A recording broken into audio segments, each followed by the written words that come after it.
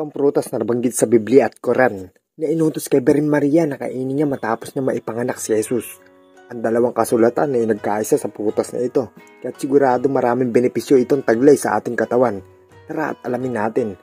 Unahin na natin ang natural na asukal nitong taglay na maganda mapagkunan ng enerhiya at mapanatili malusog ang ating mental health. Maganda nito sa may mga high blood dahil nagagawa nitong gawing normal ang ating mga dugo. Pinapalakas din ito ang mga ugat sa ating puso at pinaparelax ang ating blood vessels. Pinagmumulan din po ito ng healthy fats na may omega-3 at healthy fatty acid na laban sa pamamaga sa loob at labas ng ating katawan. Kaya't kung masakit po ang inyong mga kasukasuhan dahil sa inyong mga rayuma, dates lang ang katapat niyan. Kaya po nito ma-improve ang ating digestive system. Dahil sa fiber kasama nito at soluble fiber, probiotics at napapaganda ang ating tiyan, makakaiwas po tayo sa iba't ibang uri ng sakit ng tiyan. Ang pinang magandang katangian ng prutas na ito. Ang mga buntis na kumukonsumo ng dates ay napapaigsi po ang kanilang mga pagle-labor at nababawasan ang pananakit ng kanilang mga tiyan.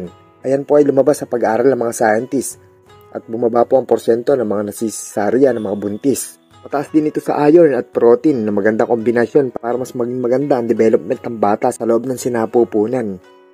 Ang dates ay matamis sa prutas, subalit never itong makapagpapataas ng ating blood sugar. Wala pa pong synthetic drug noon, pero herbal na po ang mga ginagamit nila. Talagang purong natural. Kung nagustuhan po ninyo ang nilalaman ng video na ito, i-comment nyo lang po dyan sa ibaba para malaman ko po yung mga komento nyo. At gagawa pa po ako ng maraming video na may kaugnayan po sa ating kalusugan. Para po sa ilang minutong dagdag kaalaman, muli ako po si King San Juan. Good health po sa inyo lahat. God bless po.